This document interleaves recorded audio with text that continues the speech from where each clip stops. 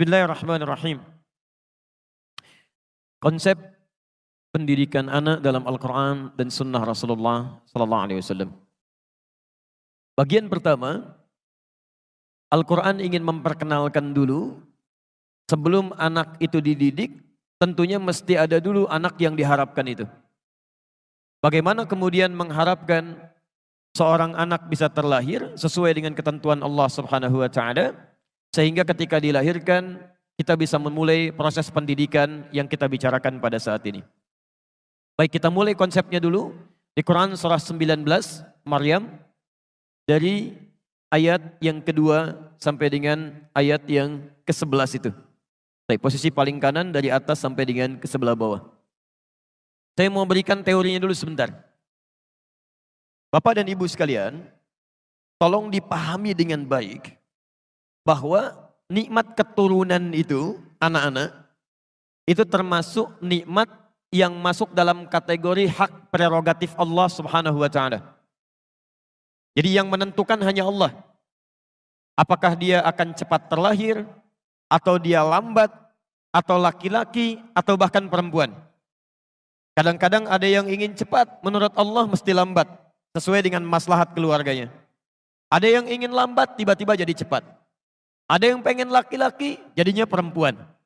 Ada yang pengen perempuan, lahirnya laki-laki. Ini yang cukup menarik. Konsep itu ada di Quran, surah ke-31 ayat 34. Saya tidak masukkan di sini. Ada 5 hak prerogatif Allah Subhanahu wa taala yang tidak akan pernah diketahui oleh makhluk manapun, termasuk malaikat Jibril yang paling dekat dengan Allah Subhanahu wa taala. Perhatikan kalimatnya. Quran surah 31 Luqman ayat 34. Innallaha indahu ilmus sa'ah. Hanya Allah yang akan mengetahui tentang kapan terjadinya kiamat. Jadi kalau ada isu mengatakan kiamat akan terjadi tanggal sekian, bulan sekian, tahun sekian, maka Anda bisa langsung tepikan itu. Mustahil. Dulu saya ada di Garut tahun 1999. Ada isu beredar menyampaikan kiamat akan terjadi tanggal 9, bulan 9, tahun 99. 1999. Masya Allah.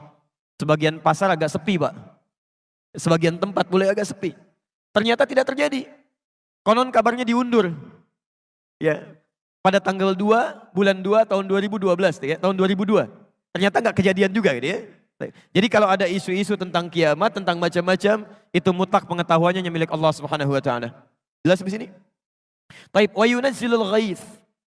Dan yang mengatur cuaca. Apakah di sini terjadi hujan atau tidak sama sekali? Di sini terjadi salju, di sini kering, ya. Itu hak Allah. Makanya tidak ada kepastian cuaca, yang ada hanya perakiraan cuaca. Tidak ada kepastian, yang ada hanya perakiraan cuaca. Nah, yang ketiga, wa ya'lamu ma fil arham, dan yang menentukan proses yang terjadi di dalam rahim. Jadi kita nggak bisa pilih. Walaupun Anda berikhtiar, ada metodenya, ini ya, supaya cepat bisa mengandung dan melahirkan. Kalau Allah belum berkehendak, belum bisa terjadi. Ini ya, supaya agak lambat ditahan-tahan kandungan. Kalau Allah tidak berkehendak, tidak akan terjadi. Mengandung ya mengandung. Lahir ya lahir gitu. Antum pengen laki-laki, tiba-tiba bisa jadi perempuan. Nah, yang harus Anda ketahui penting di sini, ternyata nikmat keturunan ini, selain diatur khusus oleh Allah Subhanahu wa taala tentang kadarnya, juga telah ditetapkan oleh Allah berdasarkan maslahat di rumah tangganya.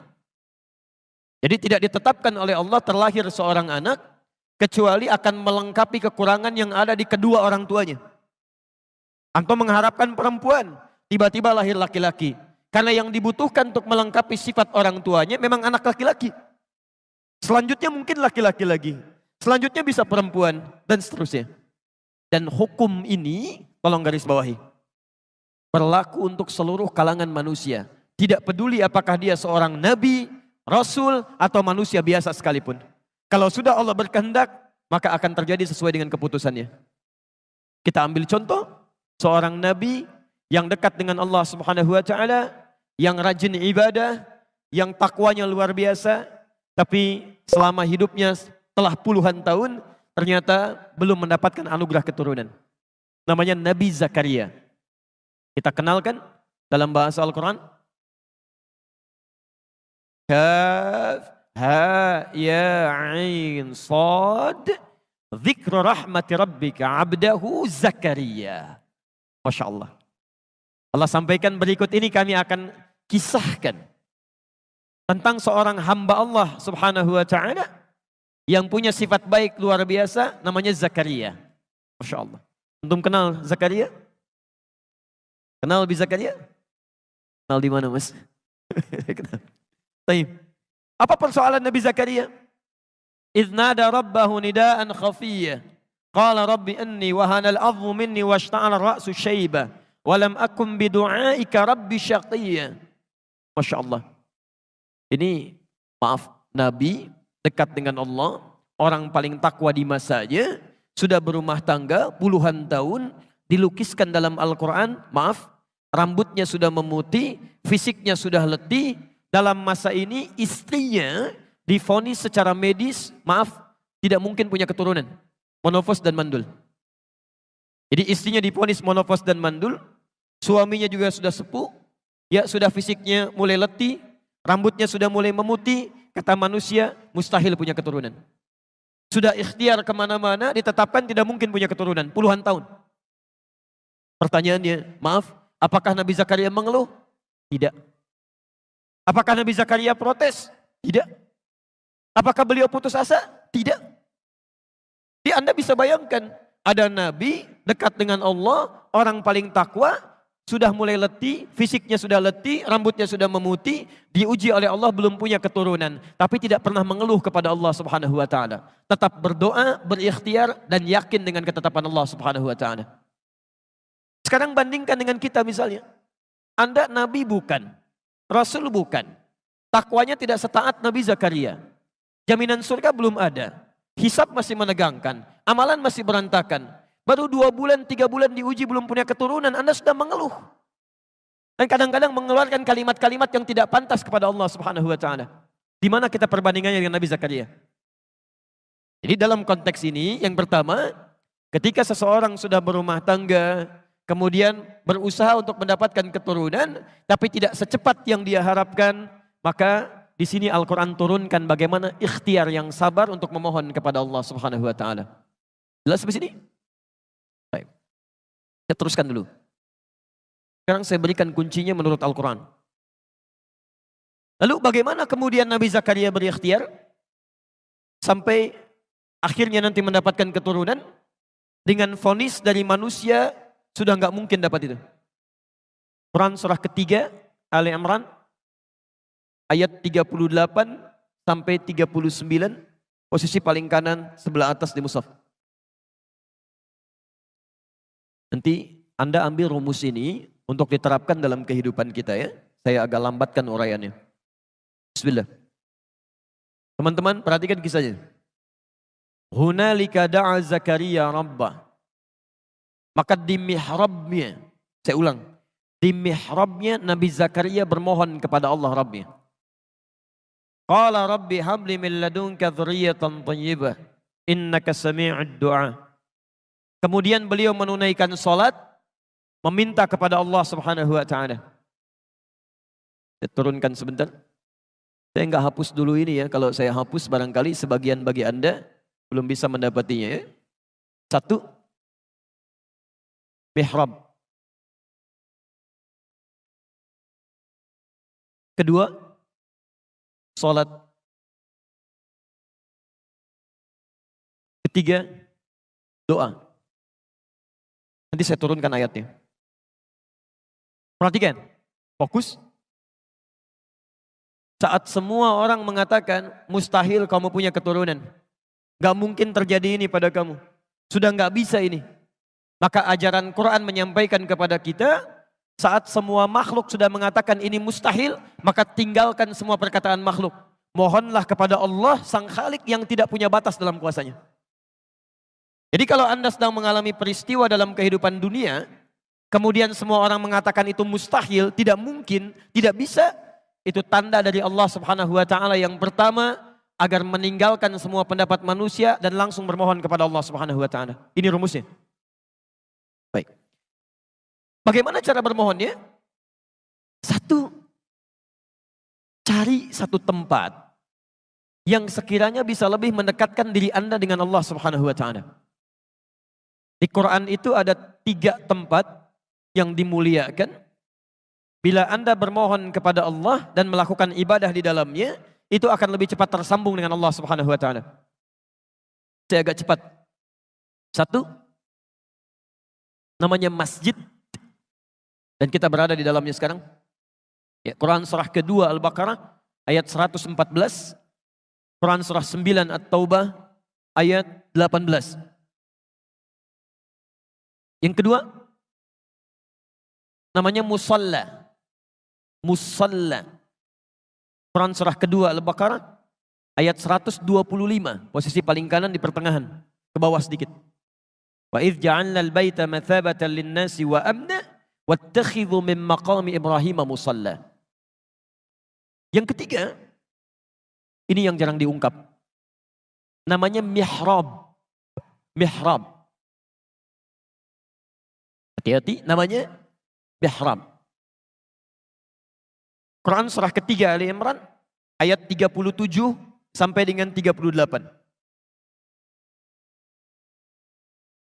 Mihrab ini sering dipahami keliru oleh sementara orang. Kalau disebutkan mihrab, yang terbayang adalah tempat imam di depan dalam memimpin sholat. Padahal dalam kalimat fikih yang disebut dengan mihrab itu adalah tempat yang dikhususkan untuk kepentingan ibadah saja. Dan tidak harus luas. Ya, walaupun rumah Anda cuma petakan misalnya. Ya, misal, saya pernah mengontrak cuma petakan Pak. Tapi kita sediakan satu bentangan selebar sajadah yang kita jadikan mihrab di situ. Jadi hanya untuk ibadah saja. Salatnya di situ, baca Al-Qur'annya di situ, zikirnya di situ, dan tidak harus dicampuri dengan kegiatan-kegiatan dunia yang lain. Jadi kalau mau makan, jangan makan di situ. Kalau mau baca Quran, jangan baca di situ. Anda lihat handphone, keluar dari situ. Itu mihrab. Nah, kalau Anda punya tempat seperti ini, disebutkan dalam Al-Quran, mihrab itu termasuk satu-satunya tempat yang jika benar Anda miliki dan ibadah di dalamnya akan mempercepat terkabulnya doa. Akan mempercepat terkabulnya doa. Ya. Bahkan rizki Anda yang sulit pun, bila Anda memiliki mihrab khusus untuk ibadah, itu diantara yang tercepat untuk mengantarkan rizki kepada Anda. Seperti nanti saya kisahkan, bagaimana seorang Maryam dibuatkan mihrab oleh orang tuanya, sampai-sampai rizkinya Allah yang antarkan langsung di situ. Ya, hadir di dalamnya maksudnya. Nah, sekarang Nabi Zakaria divonis tidak mungkin punya keturunan. Mustahil. Maka yang beliau lakukan pertama kali adalah membuat mihrab. Kemudian apa yang dilakukan di situ? Beliau bangkit tunaikan salat dan berdoa memohon kepada Allah Subhanahu wa taala. Dari mana taunya salat kemudian menunaikan doa di sini? Lihat ayat 38 sampai 39-nya. Hunalika da'a Zakaria rabbah. Di mihrabnya Nabi Zakaria menunaikan salat dan berdoa kepada Rabbnya. Qala rabbi habli min ladunka dzurriyyatan thayyibah innaka sami'ud du'a. Ya Allah, hamba mohon ya Allah. Semua makhluk mengatakan hamba tidak mungkin punya keturunan. Sekarang hamba hanya mohon kepadamu saja yang tidak punya batas dalam kuasa. Engkau pasti mendengar doa hamba. Apa yang terjadi? Ini yang paling menarik. Begitu doanya disampaikan kepada Allah, selesai beliau berdoa, salatnya belum selesai. Masih berdiri dalam salatnya. Dalam bahasa Arab, berdiri itu disebut dengan qaim, qaimun. Artinya berdiri.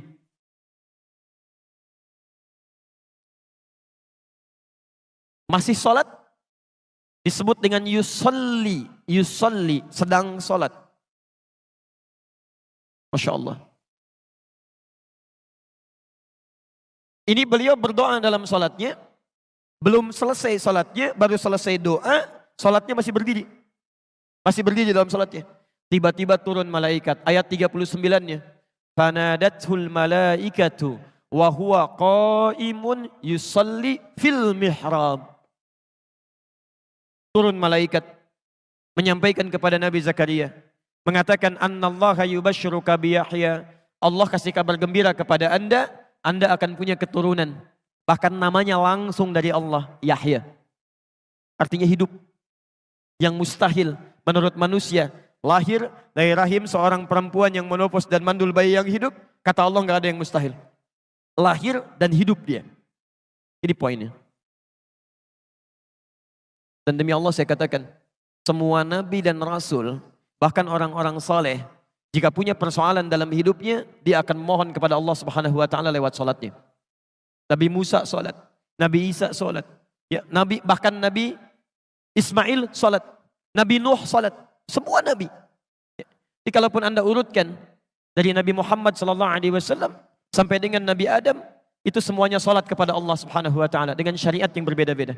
Ya. Muhammad bin Abdullah bin Abdul Muttalib bin Hashim bin Abdul Manaf bin Qusay bin Murrah bin Kilab bin Ka'ab bin Ghalib bin Fihr bin Malik bin Nadar bin Khuzaimah bin Mudrikah bin Ilyas alaihissalam bin Nizar bin Mudar bin Ma'ad bin Adnan bin Addi bin Adri bin Muqawwam bin Nahur bin Tarikh bin Ya'rub bin Yasjub bin Nabit bin Ismail alaihissalam bin Ibrahim alaihissalam bin Azar atau bin Nahur bin Abir bin Kinan bin Arfakhshad bin Sam bin Nuh alaihissalam bin Mihlail bin Matushala bin Kinan bin Anwas bin Thith bin Adam alaihissalam. Semuanya ketika punya persoalan dimintakan oleh Allah Subhanahu wa taala memohon kepada Allah. Tidak ada kata putus asa. Demi Allah saya katakan, kalau di Quran ada kalimat putus asa pertama kali, saya orang pertama yang akan mempraktekannya. Jadi kalau Anda sedang ada dalam situasi seperti ini, jangan putus asa, mohon kepada Allah, mintakan dengan penuh ketulusan. Karena itu perintah sholat ketika disampaikan pertama kali kepada kita, Al-Baqarah, Quran surah kedua, ayat ke-45 sampai 46. Posisi paling kanan di pertengahan, agak sedikit ke bawah. Lihat kalimatnya. Wasta'inu bis-sabri was-shalah. Dan jika Anda punya masalah dalam kehidupan, terima dengan sabar masalah itu, jangan mengeluh. Mengeluh tidak menyelesaikan persoalan, hanya menambah beban. Anda punya masalah, terima dengan sabar. Alhamdulillah, Allah ujikan pada Anda, tidak pada yang lain. Lantas minta solusinya dalam shalah. Was-shalah. Sekarang lihat rahasianya. Saya lambatkan sedikit. Hadis riwayat Abu Daud. Nomor hadis 649. Hadisnya Qudsi. Di Abu Daud. Nomor hadis 649. Hadisnya hadis Qudsi. Dari sahabat Abu Hurairah radhiyallahu ta'ala anhu. Saya tuntaskan dulu masalah ini. Perhatikan kalimatnya. Saya percepat. Langsung ke ujung hadisnya. Qala Rasulullah sallallahu alaihi wasallam, qala Allah azza wa jalla. Satu kali Rasulullah sallallahu alaihi wasallam pernah menyampaikan, Allah Subhanahu wa taala berfirman dalam hadis qudsi, "Idza qala al-'abdu iyyaka na'budu wa iyyaka nasta'in." Jika seorang hamba dalam salatnya berkata kemudian iyyaka na'budu, ya Allah, sekarang kami menyembahmu. Salat hanya kepadamu. Wa iyyaka nasta'in, dan sekarang kami punya persoalan dalam hidup ya Allah. Kami hanya mohonkan solusinya darimu. Lihat jawabannya.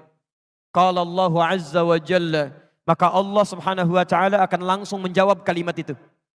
Jadi ketika Anda dalam salat mengatakan iyyaka na'budu wa iyyaka nasta'in, itu kalimat itu langsung dijawab oleh Allah. Qala Allahu azza wa jalla, Allah Subhanahu wa taala kemudian menjawab, hadza baini wa baina abdi. Ini perjanjian antara aku dengan hambaku. Wali abdi, dan untuk hambaku kalau benar salatnya sampai detik ini, mas'ala, apapun yang dia minta aku akan kabulkan sekarang. Apapun yang dia minta aku akan kabulkan sekarang. Saya mau tanya kepada Anda, saat kita mengucapkan iyyaka na'budu wa iyyaka nasta'in, itu saat ruku atau saat sujud?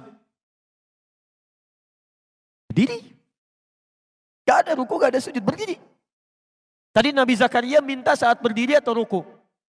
Berdiri. Anda bayangkan, Nabi Zakaria berdiri minta kepada Allah, dikabulkan. Umatnya Nabi Muhammad SAW belum sholat sudah ditunggu oleh Allah Subhanahu Wa Taala. Mau minta apa? Ini poinnya. Jelas di sini. Jadi bahasan pertama, Bagi kita yang ingin berikhtiar mendapatkan keturunan yang diberikan oleh Allah Subhanahu wa taala, tidak mengenal kata putus asa di sini. Mohonkan kepada Allah, ikhtiar dengan baik dan anugerah insya Allah diberikan. Jelas di sini? Boleh saya hapus yang ini? Baik. Saya hapus dulu ya. Alhamdulillah. Ini kedatangan saya pertama kali di Namira, di Lamongan, dan saya masih konsisten. Alhamdulillah ya. Datang sendiri, terangkan sendiri, tulis sendiri, saya hapus sendiri ya. Antum lihat aja. Fokus aja. Baik. Sekarang Anda nanti lihat fasenya sedang ada di mana maksud saya. Kalau fasenya masih di yang pertama, Anda keluarkan amalannya. Sekarang fase yang kedua. Istri mulai mengandung. Alhamdulillah. Istri mulai mengandung. Quran surah 7 ayat 189. Jadi yang tadi baru berikhtiar, sekarang ikhtiarnya sudah melahirkan hasil. Alhamdulillah. Kalau bisa jangan dihapus semua dulu. Baik. Falamma taghasyaha hamalat hamlan khafifa wa marrat bihi. Falamma athqalat da'awallaha rabbahuma la in ataitana salihah lanakunanna minasyakirin. Maka tatkala suami istri itu mulai bergaul, berhubungan seksual, tibalah saatnya istrinya mulai mengandung. Dari kandungan yang ringan bertahap, sampai kemudian kandungannya mulai berat ke fase persalinan. Nah, tolong garis bawahi, di sini topik kita akan dimulai. Di sini topik kita akan dimulai. Ternyata konsep pendidikan anak tidak dimulai saat anak dilahirkan, tapi menurut Al-Quran justru bahkan dimulai sejak anak dalam kandungan. Fase pertama, fase kandungan.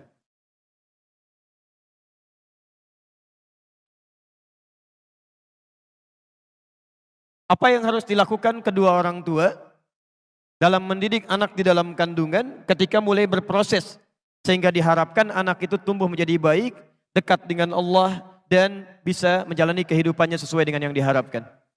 Lihat kalimat Qurannya. Da'awallaha rabbahuma. Suami istri itu, keduanya. Ya. Bukan cuma istrinya, tidak hanya suaminya, tapi suami istri itu. Da'awallaha rabbahuma. Memperbanyak doa kepada Allah Subhanahu wa ta'ala. Ini bagian pertama. Doa. Apa yang dimintakan? Dalam ayat ini satu kalimat. La in ataitana salihah. Ya Allah, bila pun mohon ya Allah engkau berkenan menganugerahkan kepada kami anak yang soleh yang akan dilahirkan ini. Jadi pendidikan pertama dalam Al-Quran, ketika fase dalam kandungan, Quran mengatakan perbanyak oleh orang tuanya doa-doa permohonan kepada Allah agar yang terlahir menjadi anak yang soleh. Doa anak soleh.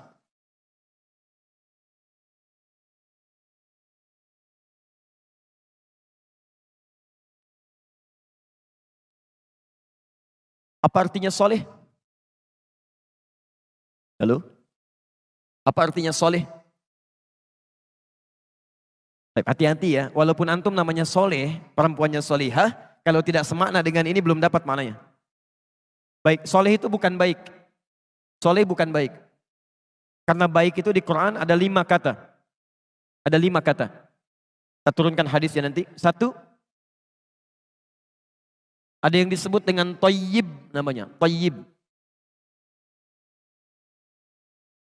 Quran surah kedua ayat 168, posisi paling kanan sebelah bawah. Ya ayyuhan nasu kulu mimma fil ardi halalan thayyibah. Kalau disebutkan thayyib itu berarti baik fisiknya. Secara fisik. Makanya kata Quran kalau Anda ingin cari makan, cari makanan-makanan yang bisa membuat fisik Anda sehat. Tidak setiap yang diinginkan mesti dimakan. Ya, cari makanan-makanan terbaik yang membuat Anda bisa lebih kuat. Jadi kalau antum misalnya ke Saudi, umrah atau haji, ada orang Arab bertanya kaifa haluk? Dijawab alhamdulillah thayyib. Itu artinya fisiknya sehat. Jelas? Baik. Tapi tidak setiap orang yang fisiknya sehat, baik, sikapnya juga bisa baik. Belum tentu. Belum tentu orang yang sehat punya kepribadian yang baik, belum tentu. Ya. Bahkan ada orang namanya Thayyib, ya, 2 kali puasa, 2 kali lebaran, gak pulang-pulang. Ya. Ini masalah. Kita orang Lamongan apa orang mana itu? Ya. Nah, kalau kemudian sikapnya ingin juga menjadi baik, ya punya sifat-sifat yang baik, dimulai dari sifat dulu, maka berubah katanya dari Thayyib menjadi khair. Khair. Ini sifatnya. Quran surah ketiga ayat 110. Posisi paling kiri sebelah atas. Kuntum khaira ummah. Anda itu umat terbaik. Punya sifat-sifat yang baik. Jadi kalau ada orang jujur, kita lebih jujur dibandingkan dengan dia. Kalau ada orang sabar, kita lebih sabar. Kalau ada orang tawadu, kita lebih tawadu. Jadi kalau ada orang-orang muslim, sifatnya lebih buruk dibandingkan dengan non-muslim, ada yang salah dengan keislamannya. Ini khair. Kalau sifat ini sudah berubah menjadi sikap. Ya. Sabar itu sifat. Dicela orang lain Anda tidak membalas, itu sikap namanya. Maka berubah dari khair menjadi ma'ruf. Ma'ruf. Quran surah ketiga Ali Imran ayat 104. Posisi paling kanan di pertengahan. Wal takum minkum ummatun yad'una ilal khair wa ya'muruna bil ma'ruf. Ini sikap. Ketua MUI sekarang Kiai Haji Ma'ruf Amin punya sikap-sikap yang baik dalam kehidupan. Sikap. Tapi maaf, jangankan orang beriman, yang belum beriman pun bisa punya sikap yang baik dengan orang di sekitarnya. Antum pernah lihat non-muslim baik? Yang bantu orang, yang bangun jalan, ada kan ya? Maka untuk membedakan antara orang beriman dengan yang belum beriman, sikap kebaikan ini mesti ada perbedaannya. Maka turun sifat yang keempat, nama yang keempat. Namanya ihsan. Ihsan. Saya naikkan ke atas. Ihsan.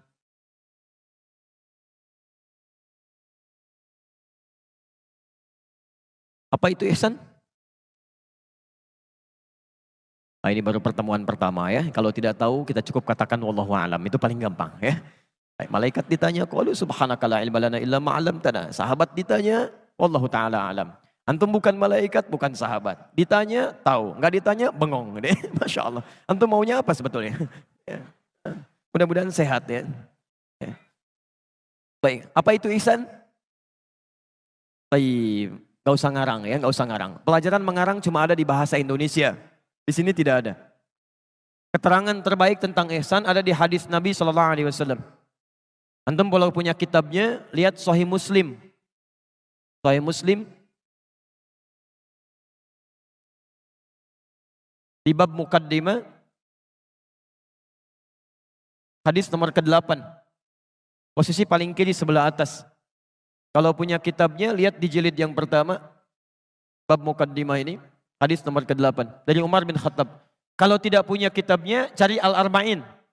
Lebih sedikit lagi. Hadis nomor kedua. Kalau tidak punya juga, saya bacakan sekarang. Ya. Lihat kalimatnya. Al-ihsanu an ta'budallaha ka'annaka tarahu fa illam takun tarahu fa innahu yaraka. Ihsan itu Anda menjadikan segala kebaikan sebagai ibadah karena Allah Subhanahu wa taala.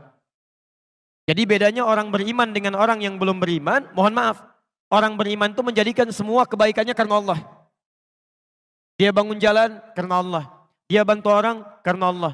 Dia suguhi tamu karena Allah. Dia merawat anak karena Allah. Itu ihsan namanya. Kalau cuma berbuat baik saja, jangankan Anda, non-muslim pun bisa. Poinnya di situ. Jadi yang membedakan lillah syahadatnya. Itu nomor satu. Nomor satu. Kalau sedekah itu 0, infak itu 0, bantu orang itu 0, Masya Allah. Kalau cuma bikin 0, yang lain banyak. Ciputra bisa banyak bangun masjid. Masya Allah. Yang lain ada yang bangun rumah ibadah. Ada yang bangun tempat panti dan sebagainya. Tapi kalau tidak ada yang satu, nilainya 0. Ini poinnya. Jadi kita mengerjakan dengan ihsan. Semua dikerjakan karena Allah Subhanahu wa ta'ala. Antum kalau ada tamu mau datang, Anda bikin minuman. Minuman ini Anda buat karena tamunya mau datang atau karena Allah? Ayo. Itu nggak mudah itu. Kalau cuma bikin minuman karena tamu mau datang, jangankan Anda. Orang nggak beriman pun bisa mengerjakan itu. Kita mesti beda, kita itu ihsan. Ihsan. Makannya karena Allah, minumnya karena Allah, berbuat baik karena Allah, itu ihsan. Baik. Kalau Anda bisa gabungkan 4 nama ini, Masya Allah. Fisiknya sehat, sifatnya baik, punya sikap baik, dan dilakukan karena Allah Subhanahu wa ta'ala. Maka berubah namanya menjadi solih. Ini. Nama yang kelima. Makanya ini sudah fitrah. Pada diri setiap orang tua, pasti akan meminta anak yang soleh. Itu sudah fitrah. Saya belum pernah dengar sampai dengan hari ini. Ada seorang ibu yang khusyuk berdoa, ya Allah, anugerahkan hamba ya Allah, anak yang toyib. Itu enggak ada. Pasti soleh. Pasti ini. Silakan Anda cek. Jadi kalau Anda meminta ya Allah anugerahkan anak yang soleh, artinya Anda meminta keempat hal ini. Badannya sehat, kemudian sifatnya bagus, sikapnya baik, dan dekat dengan Allah Subhanahu wa ta'ala. Mau yang seperti itu? Ini yang akan kita turunkan insya Allah. Baik. Jelas habis ini? Halo? Wah, kalau jelas saya teruskan ya. Tahan, saya hapus ini aja dulu. Insyaallah. Saya hapus dulu ya. Sekarang perhatikan. Saya cek dulu sebentar. Usia kandungan, pendidikan pertama, apa yang diisyaratkan oleh Quran? Ini yang agak repot ini. Ada 4 tipe orang pembelajar kata para ulama. Yang pertama, cepat ingat, lambat lupa. Yang kedua, cepat ingat, cepat lupa. Yang ketiga, lambat ingat, lambat lupa. Yang keempat ini yang agak repot. Lambat ingat, cepat lupa. Susah saya. Baik, antum yang mana sebetulnya? La haula wala quwata illa billah. Baik, pendidikan pertama berdoa, meminta anak yang saleh. Ya. Tolong ini jangan diabaikan ya. Kelihatan seperti biasa tapi dampaknya akan banyak. Yang kedua, apa doa spesifiknya? Apa doa spesifik yang dimintakan supaya anak ini tumbuh dengan saleh? Kita lihat tafsiran nabinya, bukan pendapat pribadi di sini. Antum cari mau hadis yang tebal bahasa Arab atau yang tipis ada terjemahan? Oh, baik. Cari di Al-Arba'in hadis nomor keempat riwayat Abdullah bin Mas'ud radhiyallahu ta'ala anhu, posisi paling kiri sebelah atas. Saya bacakan hadisnya. Nanti kalau sedang ada yang mengandung, khususnya nanti sebelum 4 bulan dengan di atas 4 bulan itu agak berbeda doanya. Saya bacakan hadisnya. Bismillah. Qala Rasulullah sallallahu alaihi wasallam wa huwa as-sadiqul masduq. Satu kali Rasulullah sallallahu alaihi wasallam pernah bersabda, sedangkan beliau orang yang selalu benar dan dibenarkan oleh orang lain. Inna ahadakum yujma'u fi batni ummihi 40 yawman nutfah. Sungguh setiap Anda itu, setiap anak cucu Adam akan dihimpun di perut ibundanya dengan berproses. 40 hari pertama berbentuk nutfah, campuran antara spermatozoa dengan ovum, baru bercampur, berproses. Thumma yakunu mithla dzalika 'alaqah. 40 hari yang kedua berbentuk alaqah, zighat yang mulai menempel di dinding rahim. Thumma yakunu mithla dzalika mudighah. 40 hari ketiga, usia 4 bulan sudah berbentuk mudighah. Saya pernah mengamati di Fakultas Kedokteran, itu istilahnya pun sama, menggunakan istilah hadis, mudighah. Ya, sebentuk daging kunyahan yang mulai ada bentuknya. Baik, ini yang menarik. thumma yursalu ilaihil malak fayanfukhu fihi roh. Dalam usia 4 bulan inilah kemudian diutus malaikat untuk meniupkan rohnya dengan izin Allah Subhanahu wa taala. Dimohon sebesar-besarnya kalau ada yang tengah mengandung atau dalam proses kandungan sudah masuk pada usia 4 bulan, itu artinya rohnya sudah ditiupkan. Nah, dalam usia 4 bulan ini kemudian wa yu'maru bi katsbi arba'in, diperintahkan oleh Allah Subhanahu wa taala untuk menetapkan 4 hal. 4 hal. 1, bi katsbi rizqihi, tetapkan rizkinya. Kedua, wa ajalihi, ajalnya. Yang ketiga, wa amalihi, amal perbuatannya.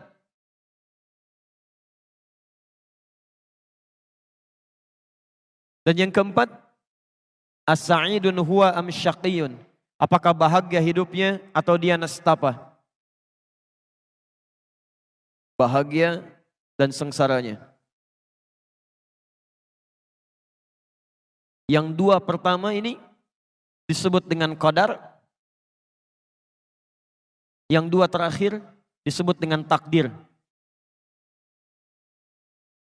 Ini perbedaannya. Fokus. Kalau qadar itu artinya ketetapan Allah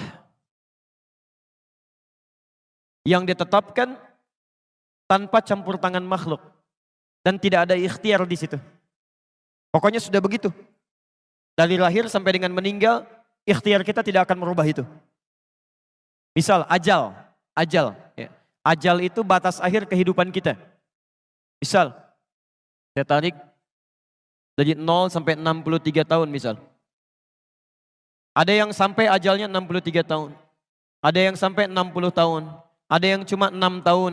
Ada yang cuma 3 tahun. Bahkan ada yang cuma 3 hari.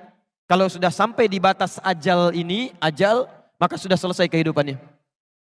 Gak bisa nambah, gak bisa dikurangi. Quran surah 7 ayat 34. Idza jaa ajaluhum la yastakhiruna sa'ata wa la yastaqdimun. Kalau sampai di batas ini, maka tidak bisa dia memajukan atau dia mundurkan. Nah, ketetapan sampai meninggal ini, itu tidak bisa dirubah oleh apapun. Termasuk oleh doa. Di Anda berdoa sekhusyuk apapun, tidak akan pernah menambah batas ajal Anda. Paham sampai sini? Baik. Yang ini disebut dengan takdir. Takdir itu ketetapan Allah yang dikukuhkan berdasar ikhtiar makhluk. Jadi ada ikhtiar di situ. Ada ikhtiar. Azan berkumandang, Allahu Akbar, Allahu Akbar. Anda bisa punya pilihan. Mau ke masjid menunaikan sholat, atau teruskan melakukan aktivitas dunia. Itu ikhtiar Anda. Begitu Anda tetapkan mau ke masjid misalnya, menjemput hidayah Allah, Anda berangkat ke masjid, maka ditetapkan bagian pahalanya. Itu yang disebut dengan takdir. Tapi kalau Anda mengabaikan petunjuk Allah, lalu Anda mencari kebutuhan dunia, maka ditetapkan bagian dari konsekuensi dunianya. Bisa menjadi dosa, bahkan bisa menjadi bagian hukuman untuknya. Paham sampai sini? Itu yang disebut dengan takdir. Nah, mohon maaf, ini usia 4 bulan akan ditetapkan oleh Allah Subhanahu wa taala. Bagaimana tentang qadarnya?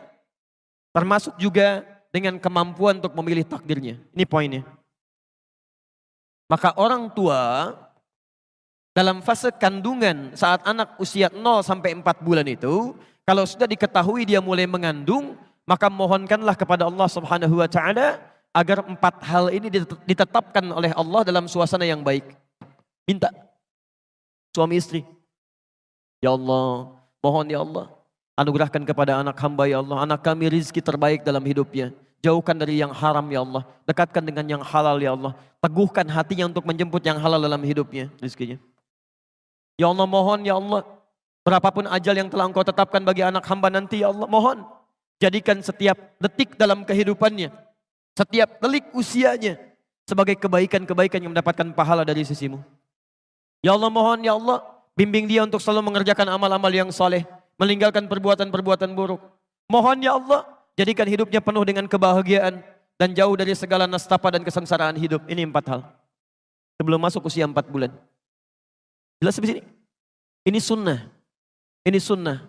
yang mohon maaf sampai hari ini jarang memasyarakat di tengah-tengah komunitas kita. Ini poin yang sangat penting, kadang-kadang sangat menentukan. Baik, usia 4 bulan ke atas, konsep pendidikannya tidak hanya tercukup kepada doa, meminta anak yang soleh, tapi juga sifat soleh dalam doa ini, awas hati-hati ya, mesti dipraktekkan dalam bentuk ikhtiar. Tolong garis bawahi konsep ini ya. Doa itu tidak cukup dimohonkan kepada Allah, tapi harus disandingkan dengan ikhtiar yang mewujudkan doa yang dimohonkan. Misal,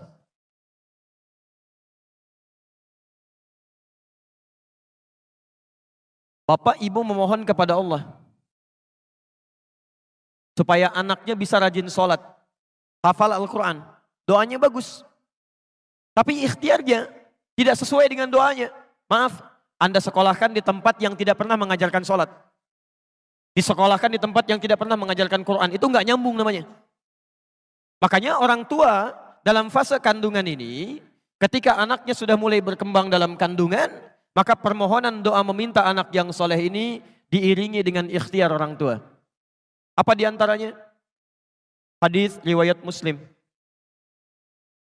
Nomor hadis 1056. Kembali ke Al-Arba'in. Nomor hadis yang ke-10. Posisi paling kanan sebelah atas. Baik. Saya percepat saja pada kesimpulannya. Satu, dimintakan oleh Nabi SAW di hadis ini supaya orang tua menjaga dirinya dari segala yang diharamkan oleh Allah Subhanahu wa taala. Awas, hati-hati. Segala yang masuk ke dalam perut Anda, kalau itu haram, maka pengaruhnya bukan cuma menjadi daging nanti, tapi menjadi sekat terkabulnya doa yang kita panjatkan kepada Allah. Saya beri ilustrasi begini. Ini apa? Jangan katakan wallahu a'lam. Ini gelas isinya air ya. Baik. Lihat sini, poin, fokus. Ini apa? Gelas isinya air, ada tutupnya ya, lebih jelas lah. Sekarang perhatikan. Kalau saya buka tutupnya, bisa nggak saya masukkan benda-benda lain? Spidol bisa? Aqua bisa? Baik.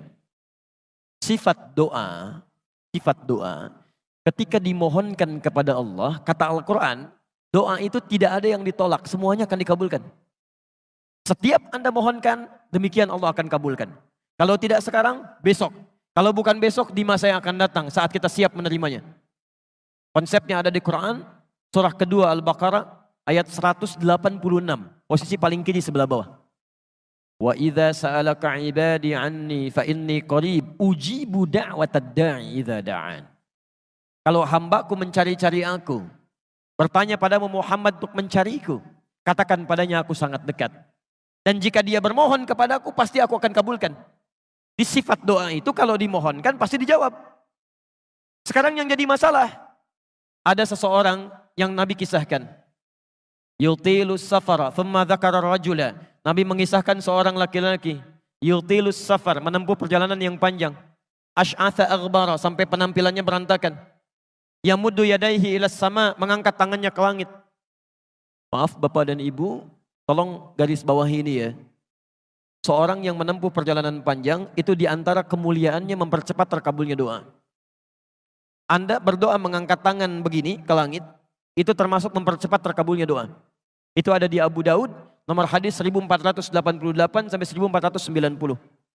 Dan cara mengangkatnya bukan terpisah begini, tapi mendekat seperti ini. Mendekat. Ya, jadi ini redaksi riwayatnya mendekat bukan menjauh. Tayyib, orang ini menempuh perjalanan panjang, mengangkat tangannya ke langit, kemudian dia bermohon dengan al-asmaul husna. Faqala ya Rabb, ya Rabb. Keterangan ketiga dalam Al-Quran. Surah ke-17 dari ayat 110 sampai 111. Posisi paling kanan sebelah atas. Qulid'ullaha awil ar-Rahman ayyamma tad'u falahul asma'ul husna. Kalau Anda punya kebutuhan, sebut nama Allah atau namanya Ar-Rahman, atau kalau Anda paham, cari nama-nama Allah yang sesuai dengan kebutuhan. Jadi kalau punya kesulitan, sebut ya Allah ya Al-Fattah. Kurang rizki, sebut ya Allah ya Razzaq. Ada yang mengganggu, sebut ya Allah ya Al-Jabbar. Dan puncaknya menyebut dengan nama rububiyah. Ya Rabb, Ya Rabb. Makanya Anda sering berdoa menggunakan kalimat Rabb. Rabbana atina fid dunya hasanah. Rabbana la tu'akhidna in nasina aw akhtana. Rabbana zalamna anfusana. Rabb. Orang ini menyebut dengan menggunakan Rabb. Menempuh perjalanan panjang, mengangkat tangannya ke langit, memulai dengan al-asmaul husna. Ya Rabb, Ya Rabb. Seharusnya doanya 6 kali dikabulkan lebih cepat dari orang biasa. Kata Nabi, anna yustajabu lidzalik. Mustahil doanya bisa dikabulkan. Mustahil. Kenapa?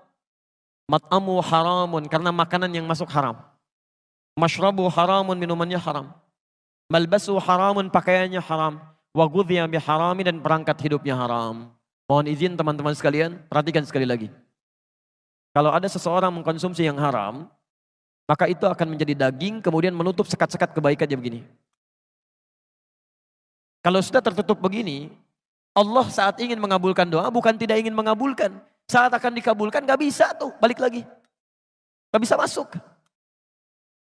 Makanya orang-orang seperti ini, kalau sudah doanya sulit dikabulkan, nanti maaf, mendengar kebaikan pun susah juga. Quran surah 6 ayat ke-25. Wa fi adhanihim waqra. Karena dia makan yang haram, beredar dengan darah, jadi daging menyumbat telinganya. Dengar azan susah. Padahal ini masjid, ini rumah dia, Masya Allah. Speakernya ngadep ke rumah dia, ke kamarnya langsung. Tuh, Allahu Akbar, gak kedengeran Pak. Gak kedengeran. Tapi konser musik yang dari Senayan. Tinggal di Surabaya, konsernya dari Senayan, kedengaran Pak. Susah tuh. Itu wa fi adhanihim waqra. Jadi kalau dalam kandungan orang tua, ayahnya membawa yang haram, ibunya masak di rumah, masuk ke dalam perutnya, itu bencana pertama. Bencana pertama. Saya pertama tiba di Indonesia, kemudian ke Bekasi, ada seorang ibu konsultasi dengan suaminya mengenai anaknya. Ini menarik ini, karena ibu bapaknya rajin ta'lim Pak, rajin ta'lim. Tapi anaknya itu sulit diaturnya luar biasa. Jadi tidak ada sekolah yang bisa menerima kecuali cuma 5 menit. Dan ibunya sudah paham, kalau ngantarkan ke sekolah yang baru akan menunggu di depan pintu gerbang sekolahnya selama 5 menit. Karena akan diantarkan lagi. Saking sulit diatur. Tiba-tiba ikut belajar dengan kami, bertahan sampai 1 jam. 1 jam. Ibunya keheranan bertanya, Ustadz, alhamdulillah anak saya bisa bertahan. Justru saya ingin bertanya kepada ibu, ini anak siapa? Karena mustahil orang tua yang saleh kemudian turun kepada karakter anak yang berbeda. Ya, saya masuk dengan bahasa yang halus, ini Ananda punya kepribadian yang berbeda dengan orang tuanya. Bisakah ibu dan bapak cerita? Ternyata Allahu Akbar, benar itu anak kembar yang dilahirkan lewat rahim perempuan yang lain. Lahir kembar, yang satu diadopsi oleh seorang artis, satu lagi oleh beliau ini. Kenapa diambil oleh beliau? Karena kehidupan orang tuanya memprihatinkan. Ayahnya sibuk dengan pencurian, istrinya suka mabuk-mabuk. Jadi begitu sedang dikandung, bapaknya bawa yang haram, istrinya senang mabuk. Begitu dilahirkan, lahirlah karakter anak yang sulit diatur itu. Itu gak mudah. Ya. Bukan hiperaktif, tapi keluar dari batasan yang normal. Ya. Karena hati-hati, hiperaktif itu belum tentu jahat, belum tentu nakal. Belum tentu tidak baik. Bahkan bisa jadi tanda pintar yang pertama. Saya turunkan dulu ya. Jadi ini, suami mulai mencari rizki yang halal. Lalu yang kedua, mulai meningkatkan amal saleh. Ini. Dan saya berhenti di sini dulu. Satu, berdoa. Dua, cari rizki yang halal. Ketiga, mohon maaf, dalam usia kandungan khususnya 4 bulan, 5 bulan sampai ke persalinan, suami istri mulai meningkatkan amalan solehnya. Yang tadinya jarang tahajud, sekarang mulai tahajud. Yang jarang baca Al-Quran, sekarang mulai baca Quran. Ya? Yang jarang kemudian tilawah, sekarang tilawah. Baca tafsir, sering berzikir. Itu Masya Allah. Saat putra kami di usia-usia seperti ini, dalam kandungan, kita datang untuk konsultasi mengenai keadaan janin pada dokter perempuan di Ciputat pada saat itu. Anda tahu apa yang disampaikan dokter ini? Pak, ini kami sudah ada pertemuan dokter-dokter muslim se-Asia. Disimpulkan ternyata ada pengaruh positif yang langsung sampai kepada janin anak yang dikandung dari peningkatan amal soleh kedua orang tuanya. Dan di Malaysia pernah diuji, ketika seorang anak dalam kandungan dibacakan Al-Quran langsung, khususnya oleh ibunda atau ayahandanya, itu Masya Allah merubah posisi janinnya menjadi bersujud, jadi berputar begini. Itu langsung. Itu dokter yang menyampaikan. Kalau orang biasa mungkin bisa saya dengarkan, saya tinggalkan. Ini dokter. Lalu kami coba praktikkan pada anak kami. Anak yang pertama. Ya, kita coba mulai tingkatkan amal saleh, baca Al-Quran. Sampai kami beli speaker aktif. Ya, kemudian diisi USB. Di situ Quran aja terus berputar sampai 24 jam. Sampai hari ini. Ya. Di walaupun kita kosong, rumah tidak ada, itu Qurannya tetap mutar, Pak. Jadi kalau antum nanti ingin coba silahkan, akan ada suasana yang berbeda. Nikmat, tenang gitu. Kadang-kadang jadi hidayah. Jadi hidayah di situ. Nah, kalau istri kami sedang kesulitan, capek, maka pakai earphone, tempelkan di perutnya. Ya, maka terus Quran diperdengarkan. Apa yang terjadi? Begitu anak ini dilahirkan, kemudian mulai berkembang, usia 1 bulan, 2 bulan. Satu kali saya pulang ke rumah, ya sudah cukup agak malam, ya setelah berdakwah, Quran masih berputar. Anak ini nangis tidak berhenti, Pak. Tidak berhenti. Saya tanyakan pada uminya, kenapa begini? Beliau katakan, Buya nggak tahu katanya. Dari tadi nangis terus gak pernah berhenti. Ya, saya diamkan susah. Saya coba merenung diam. Setelah itu saya katakan, coba ganti suratnya dengan Ar-Rahman. Putar. Begitu diputar suratnya, ternyata diam. Saya bilang kembalikan ke ayat tadi. Ternyata nangis lagi. Allahu Akbar. Ternyata ayat yang sedang dia perdengarkan itu, yang sedang dia dengar, itu ayat yang sedang berbicara tentang siksa neraka. Di anak yang terus diperdengarkan, respeknya kepada Quran tinggi. Begitu dia bisa merangkak pertama kali ketika melihat bapak ibunya sedang memulai murajaah Quran. Kami sedang murajaah Quran, si anak ini dengar Quran, dia mengejar, Pak. Sampai kami beri nama Muhammad Hamilul Quran, yang lekat dengan Al-Quran. Ini pasti ada pengaruhnya. Ya. Jadi antara ikhtiar yang Anda lakukan dengan apa yang kemudian Anda hadirkan pada anak pasti akan ada pengaruhnya. Ini yang dilakukan oleh orang tua Imam Asy-Syafi'i, yang dilakukan oleh orang tua Imam Ahmad bin Hanbal, yang dilakukan oleh orang tua Imam Al-Bukhari.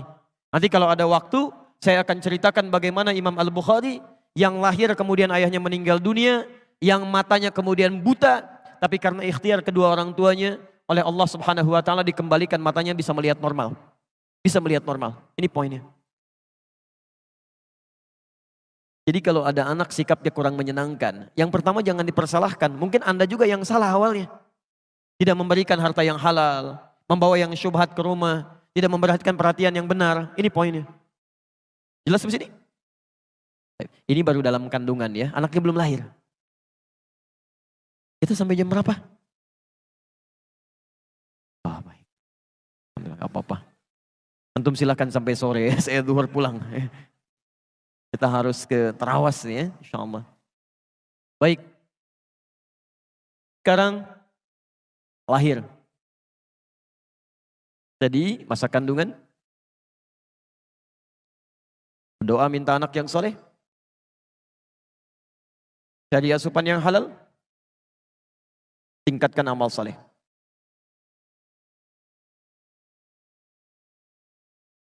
Dua. Fase kelahiran.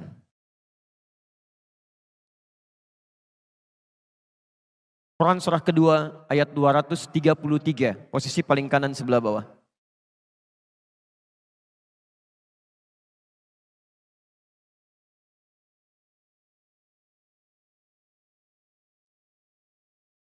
Nanti saya berhenti dulu di bab ini. Kita jeda sejenak, kalau nanti ada yang mau Anda tanyakan, saya perkenankan. Kalau tidak, kita rehat sejenak, kemudian kita teruskan kembali pada bahasan yang selanjutnya. Baik, fase kelahiran. Quran surah kedua, ayat 233, kemudian diturunkan ke Quran surah ketiga, ayat 35 sampai dengan 37. Posisi paling kiri, di pertengahan sampai ke bawah. Baik, bismillah. Quran surah 2 ayat 233. Wal walidatu yurdi'na auladahunna haulaini kamilaini liman arada an yutimma radha'ah. Bapak dan Ibu, kalau tadi fase kandungan, tugas kedua orang tua masih sama, masih kompak. Pasca lahiran, mulai dipisah oleh Allah. Mulai ada beda tugas. Tolong pahami betul ini ya. Pertama, tugas seorang istri yang baru melahirkan. Namanya langsung disebut oleh Allah beda. Namanya walidah. Walidah, ibu yang baru melahirkan. Wal walidatu, dan perempuan yang baru melahirkan itu yurdi'na auladahunna. Tolong jangan banyak diberikan beban, kata Quran. Fokuskan saja dirinya untuk bisa memberikan ASI bagi anaknya. Kalau bisa sempurnakan sampai dengan 2 tahun. Ibu, tugas pertamanya maksimalkan ASI. Insyaallah.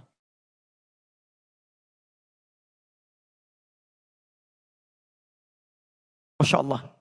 Anak lahirnya bersih, suci, maka makanan pertamanya pun Allah inginkan makanan yang paling suci. Yang langsung mengalir dari ibundanya. ASI.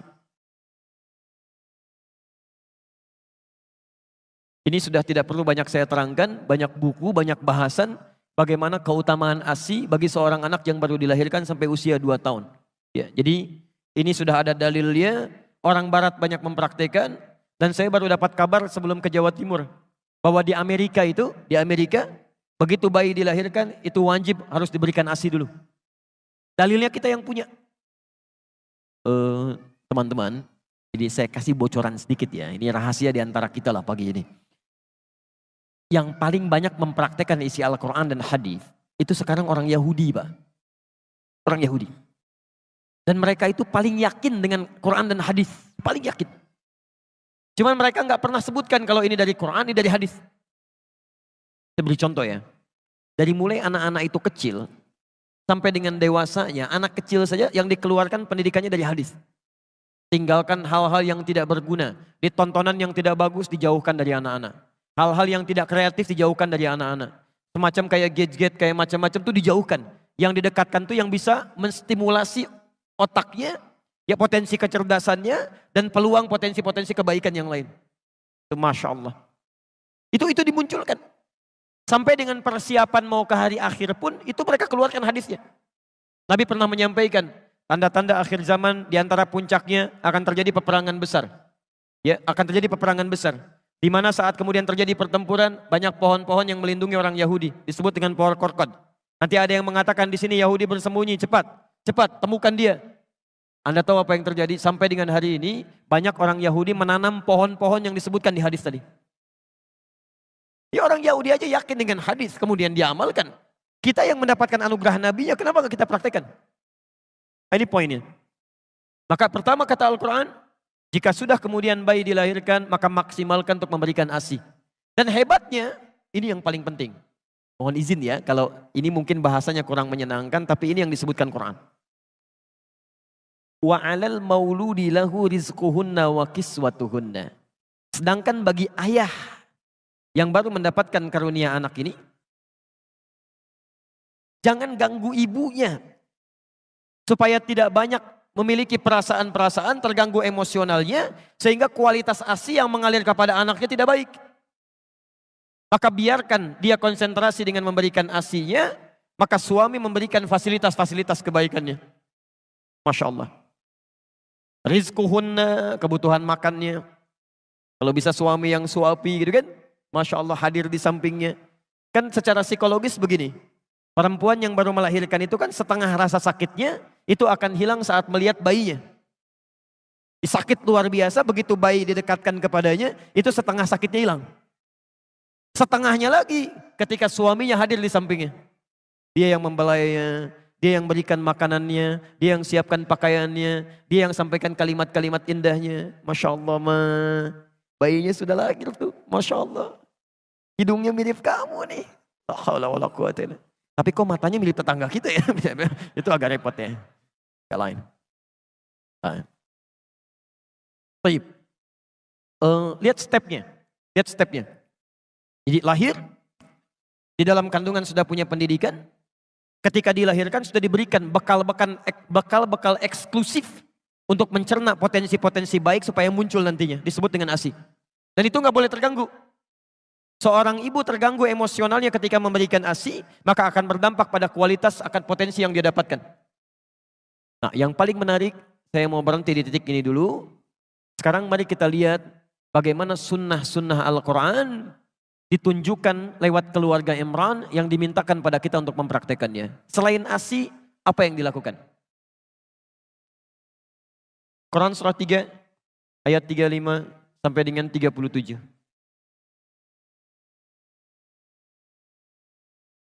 Barangkali kebanyakan anak-anak kita ada di fase ini nantinya. Baik. Ayat 35 itu yang tadi sudah saya ulas. Idh qalat imra'atu Imrana, Rabbi inni nadhartu laka ma fi batni muharrara, fataqabbal minni. Innaka sami'ud du'a. Ya Allah, saya bernazar anak yang saya kandung ini menjadi anak yang soleh dekat denganmu ya Allah. Saya mohon jadikan dia anak yang dekat denganmu. Jadi mohon izin Bapak dan Ibu sekalian, sekali lagi, setiap anak yang dikandung, mohonkan kepada Allah. Dan bagian keduanya di ayat ini, tolong spesifik minta, anak ini mau direncanakan jadi apa? Jadi Anda harus punya planning. Misal, anak pertama itu jadi penghafal Quran. Masya Allah. Anak kedua, tafsirnya. Masya Allah. Anak ketiga, hadisnya misalnya. Anak keempat, fikihnya. Wah, ini kalau dikabulkan oleh Allah Subhanahu wa taala indah sekali. Begitu punya persoalan, nah anak pertama apa ayatnya? Ini Abi, Masya Allah. Adik hadisnya apa? Ini Abi, Masya Allah. Tafsirnya apa kakak? Ini Abi, Masya Allah. Hukum fikihnya apa? Ini Abi. La haula wala quwata illa billah. Namira pokoknya kosong nggak ada pengajian. Habis nih. Ini indah. Yang Anda mulai rencanakan. Nah sekarang ayat 36-nya. Selain sunnah yang ini, teruskan. Falamma wada'atha, tatkala bayinya dilahirkan, qalat rabbi inni wada'tuha untha. Kemudian orang tua mulai berdoa lagi kepada Allah Subhanahu wa taala setelah menerima tentang kelahiran ini, baik laki-laki atau perempuan. Hannah pernah berkata, ya Allah, yang lahir perempuan ya. Dijawab oleh Allah, wallahu a'lamu bima wada'at wa laysa dzakaru kal untha. Allah lebih paham tentang yang dilahirkan untuk kemaslahatan kamu. Perempuan pun punya keistimewaan yang tidak dimiliki oleh laki-laki. Jadi ini adab, kalau sudah dilahirkan terima. Baik laki-laki atau perempuan, itu yang terbaik. Jangan mengeluh. Jelas ya? Baik. Apa yang dilakukan?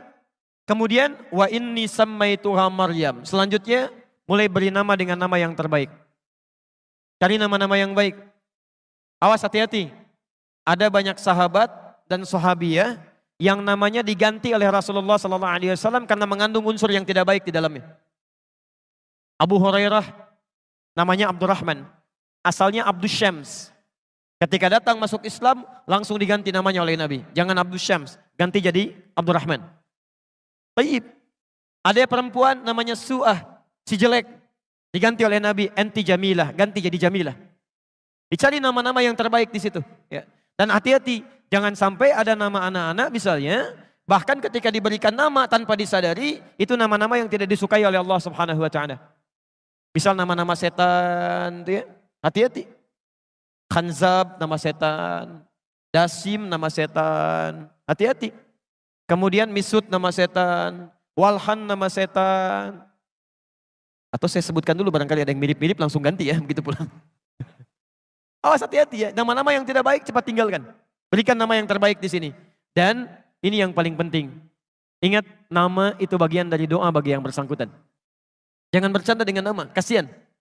Saya lihat KTP beberapa orang Indonesia pernah menerima di media sosial, itu Masya Allah. Ada yang namanya karena bapaknya senang lawakan, anaknya dinamakan Warkop DKI gitu kan. Ada yang dinamakan dengan tokoh-tokoh yang kontroversial. Kasihan, karena yang akan membawa beban dari nama itu anaknya, bukan orang tuanya. Jelas ya? Teruskan. Berikan nama, ini, ASI, nama. Wa inni u'idzuha bika wa dzurriyyataha minasyaitonir rajim. Ini yang jarang dilakukan. Sejak anak dilahirkan, langsung bermohon kepada Allah Subhanahu wa taala agar dia dijauhkan dari setan. Ada setan khusus yang menggoda anak dari mulai lahir, namanya Ummu Sibyan. Ya, berdoa supaya dijauhkan dari setan.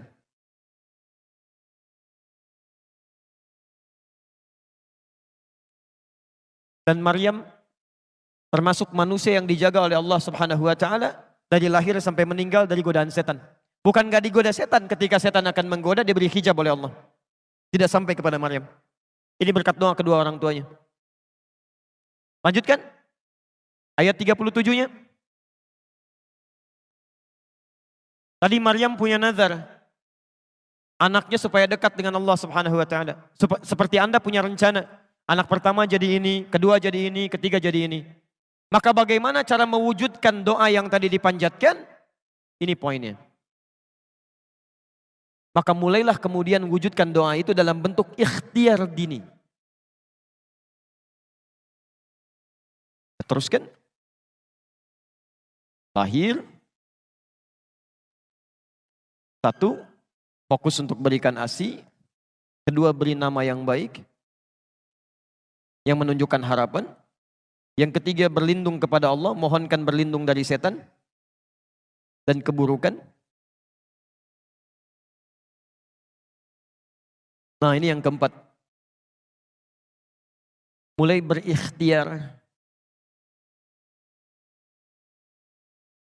menyiapkan perangkat dari doa yang dimohonkan. Lihat ayat 37-nya. Imran dengan Hannah, bukan nabi, bukan rasul, bernazar kepada Allah supaya anaknya menjadi anak yang salihah, dekat dengan Allah Subhanahu wa taala. Bukan cuma doa. Setelah berdoa kepada Allah, maka beliau berikhtiar. Dicari guru terbaik yang bisa membimbing anaknya dekat dengan Allah. Maka dipilihkanlah guru terbaik di zamannya Nabi Zakaria. Dipilih guru. Tidak hanya guru. Ditempatkan di tempat terbaik yang mendekatkan dengan Allah Subhanahu wa taala. Dibuatkan mihrab. Perhatikan.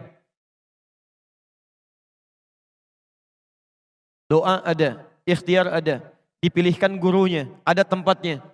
Ketika semua ini sudah disiapkan, apa yang terjadi? Turunlah jawaban langsung dari Allah Subhanahu wa taala. Ayat 37-nya. Fataqabbalaha rabbuha biqabulin hasanin wa ambataha nabatan hasana. Ketika semua diikhtiarkan dengan semua ini, maka turun jawaban dari Allah. Saya terima, kata Allah, semua ikhtiar ini. Kalau Allah sudah terima semua ikhtiar orang tua, maka Allah langsung yang akan memperhatikan anak yang dimaksudkan. Dari mulai tumbuhnya sampai dengan meninggalnya. Saya mau tanya kepada Anda ya. Anda orang tua, alhamdulillah, ibunya mengandung 9 bulan lebih. Kemudian dilahirkan, Anda bekerja keras, dirawat di rumah. Saat dia mulai sekolah, apakah Anda bisa memastikan kalau anak Anda bisa menyentuh makanan yang baik? Bertemu dengan teman yang baik? Mendapatkan perawatan yang baik? Belum tentu. Kita punya keterbatasan. Bahkan anak pulang ke rumah masih bisa menyentuh sesuatu yang salah. Di sini mungkin belum pernah terjadi, Pak. Tapi pernah terjadi kasus di Jakarta. Ini orang tua, muslim yang taat, baik. Anaknya TK-nya Islam, SD-nya Islam, SMP-nya Islam, SMA-nya Islam. Ini kisah nyata, perempuan. Dikira sudah kuat modalnya, kemudian masuk ke universitas yang kurang bagus dari sisi akidahnya. Walaupun favorit dari sisi keilmuan umumnya. Sudah masuk ke kampusnya, 2 pekan tidak pulang ke rumah, Pak. Begitu pulang ke rumah, dibuka hijabnya, minta izin pindah agama. Terjadi. Kita nggak bisa pastikan. Jadi yang terbaik adalah memohon kepada Allah, titipkan kepada Allah. Kalau Anda menitipkan anak Anda kepada Allah Subhanahu wa taala, maka dimanapun dia berada, Allah yang akan merawatnya. Allah akan palingkan dari rezeki yang tidak baik. Allah palingkan dari teman-teman yang tidak baik. Allah akan jaga itu. Seperti Nabi Yakub menitipkan Yusuf kepada Allah Subhanahu wa taala. Seperti Imran menitipkan putrinya kepada Allah Subhanahu wa taala. Apa yang terjadi? Maaf, jangankan teman-temannya, rizkinya pun Allah yang berikan. Fakaffalaha Zakaria, kullama dakhala 'alaiha Zakaria al-mihraba wajada 'indaha rizqa. Ini mihrab.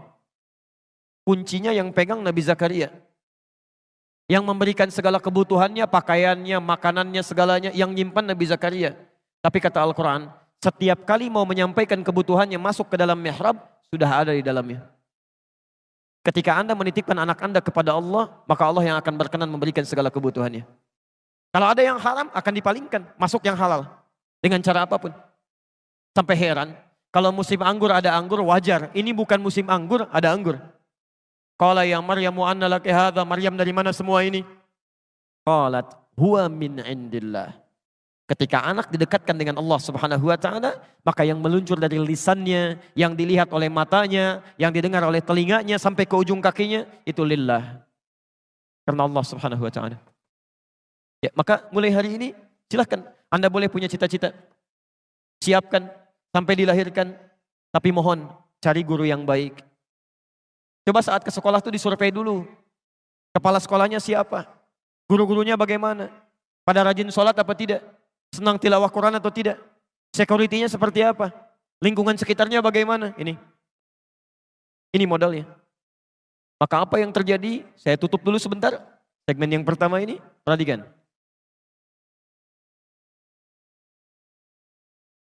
Jadi orang tuanya namanya siapa? Halo? Orang tuanya namanya siapa? Imran. Istrinya siapa? Hanna. Baik. Imran dan Hanna. Tidak disebutkan di Quran. Punya anak namanya siapa? Maryam. Baik. Sekarang lihat. Imran Nabi bukan? Bukan. Hanna Nabi bukan? Bukan. Punya anak namanya Maryam. Maryam Nabi bukan? Rasul bukan? Bukan. Tapi yang hebat, bisa lebih baik dibandingkan kedua orang tuanya. Lebih baik. Ciri kebaikannya, lihat ciri kebaikannya. Imran dengan Hanna disebutkan dalam bentuk keluarga. Keluarga Imran, Maryam punya surat sendiri, surah Maryam. Ibunya Maryam dan bapaknya kalau ingin makan ikhtiar dulu. Maryam tidak, Allah langsung yang berikan kepadanya. Ibunya Maryam mengandung, menikah dulu dengan Imran. Maryam tidak, mengandung, melahirkan tanpa disentuh oleh laki-laki manapun. Walam yamsasni bashar. Saya berikan rumus tafsir ya. Kalau di Quran ada kalimat menunjuk kepada orang, kejadiannya disebutkan, itu tandanya tidak akan berlaku lagi di masa yang akan datang. Hanya terjadi pada orang ini saja. Maryam pernah mengandung, pernah melahirkan tanpa disentuh oleh perempuan laki-laki manapun. Dan bahasanya dikatakan Maryam binti Imran. Itu artinya tidak akan pernah terjadi kejadian ini kecuali hanya pada Maryam binti Imran saja. Jadi kalaupun ada perempuan sekarang bisa mengandung, melahirkan tanpa bapak, itu banyak. Tapi yang tidak disentuh laki-laki cuma Maryam. Kalaupun ada yang ngaku-ngaku Maryam, mungkin ada. Tapi tidak ada yang Maryam binti Imran. Cuma ini. Lebih hebat dibanding kedua orang tuanya. Sekarang Maryam mengandung, melahirkan. Lahir siapa? Isa. Nabi bukan? Rasul bukan? Rasul. Lebih baik dibandingkan dengan ibu dan kakeknya. Di ketika generasinya dilahirkan, itu selalu lebih baik daripada sebelumnya. Ini prinsip dari Al-Quran. Anak kita akan mendapatkan tantangan di masanya yang jauh daripada kita. Mesti kita siapkan lebih baik dibandingkan kedua orang tuanya. Jadi kalau punya anak lebih baik daripada bapaknya. Punya cucu lebih baik daripada kakek, neneknya, dan kedua orang tuanya. Karena tantangan dia di masa depan lebih daripada kita saat ini. Sering orang tua mengatakan, Ustadz mohon doakan supaya anak saya bisa seperti Ustadz. Saya katakan jangan. Harus lebih daripada ini. Karena tantangan dia di masa datang lebih daripada ini. Ini poinnya. Anda boleh nggak hafal Quran dan berikhtiar sampai hari ini. Tapi anak Anda mesti ada. Masa satu keluarga besar nggak ada yang hafal Quran satupun? Masa satu keluarga besar nggak ada yang tahu hadis satupun? Mesti ada. Ada yang harus kita banggakan di hadapan Allah Subhanahu wa taala. Nanti di akhir kajian saya akan tunjukkan bagaimana Quran menawarkan masuk surga satu keluarga bersama-sama. Satu keluarga. Dan itu tawaran. Kalau ada yang ingin silahkan, yang tidak itu pilihan Anda. Saya berikan jeda sebentar. Kalau ada yang mau bertanya saya perkenankan. Kalau tidak ada kita jeda sebentar. Kemudian kita bisa lanjutkan beberapa menit untuk menyempurnakan bahasan ini. Bapak Ibu, mungkin ada pertanyaan? Monggo.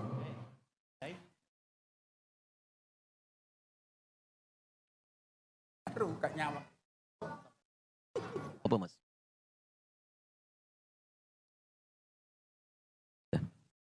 Waalaikumsalam warahmatullahi wabarakatuh. Ustadz maunya untuk berdoa ketika sholat dilaksanakan posisi berdiri, ketika takbir atau selesai sholat. Kalau berdiri itu kapan? Saya pernah mendengar sujud akhir salat itu waktu yang pas untuk berdoa. Baik, ada 4 posisi. Saya ulang, ada 4 posisi dalam salat yang langsung dijamin oleh Al-Quran dan hadis Nabi SAW sebagai posisi yang cepat mengabulkan doa. 1, berdiri. Berdiri. Dalilnya di Quran, surah ketiga Ali Imran, ayat 38 sampai 39. Di Al-Baqarah ayat ke-45. Di hadis Nabi SAW riwayat Abu Daud nomor hadis 649. Nanti saya turunkan. Yang kedua, saat ruku dan sujud. Saat ruku dan sujud. Dalilnya di Quran ada di surah ke-48 Al-Fatah ayat 29. Selanjutnya 4. Jadi tadi berdiri, 2 ruku, 3 sujud di ayat yang sama. Yang keempat, sesaat sebelum salam. Setelah mengatakan innaka hamidum majid, itu ada doa yang kalau Anda bisa mohonkan dengan baik juga cepat dikabulkan. Itu riwayatnya ada di hadis Muslim nomor hadis 588. Saya mulai dari yang berdiri dulu ya. Ada 2 cara ketika Anda ingin bermohon saat berdiri dalam sholat. Cara pertama yang tidak dilafadzkan berdasarkan isyarat di Quran, ya. Surah kedua Al-Baqarah ayat ke-45. Wasta'inu bisabri wassalah. Dan jika Anda memiliki persoalan dalam kehidupan, terima dengan sabar, kemudian mintakan solusinya lewat sholat. Saya turunkan kalimatnya, mohon bisa dihapus dulu. Ya.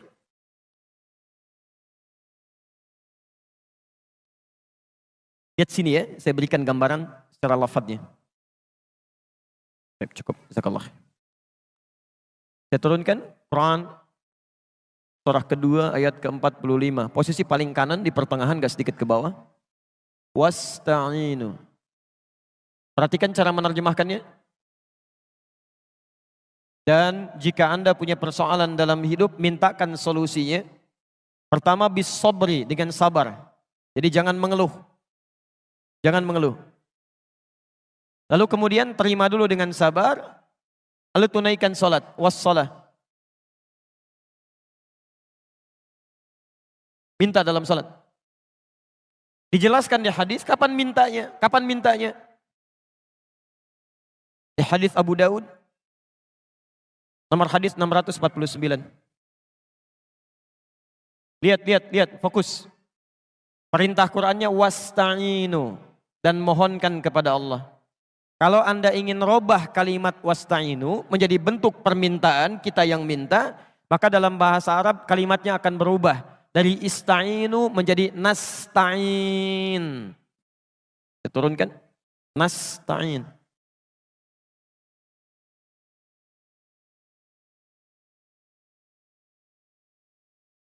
Wasta'inu, Anda minta ya.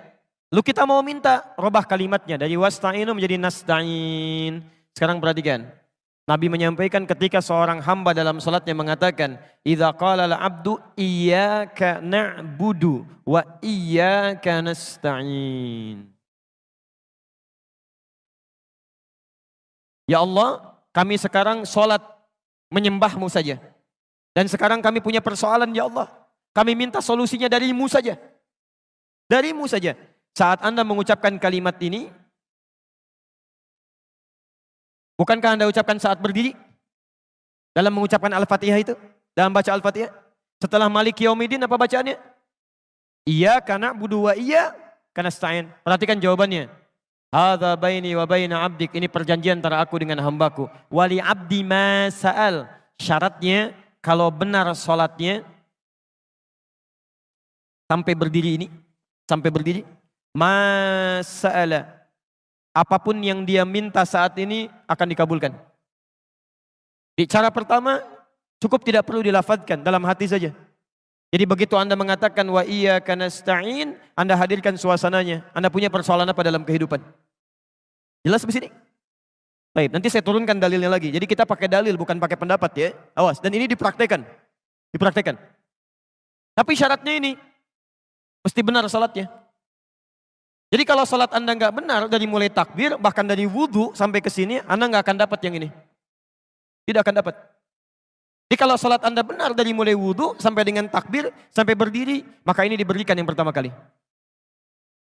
Ya, makanya Nabi itu sangat ketat dalam masalah sholat. Saya sampaikan sampai 2 kali, dari tadi malam di Al-Irsyad, sampai tadi subuh ya, di Masjid Al-Falah. Disebutkan di Al-Bukhari, nomor hadis 751, 757, di hadis Muslim nomor hadis 397. Babul musi fis shalah. Ada orang yang datang kepada Nabi namanya Khalad Az-Zuraiqi. Ya. Ja'a rajulun ila Nabi sallallahu alaihi wasallam. Datang seorang lelaki pada Nabi sallallahu alaihi wasallam. Padakhala ila al-Masjidin Nabawi, masuk ke Masjid Nabi. Fa shalla bi jambin Nabi sallallahu alaihi wasallam, salat di samping Nabi. Kemudian dia mulai bertakbir sampai salam. Falamma sallama yaminan wa syamala, tatkala salam ke kanan dan ke kiri, faqala lahu Nabi sallallahu alaihi wasallam.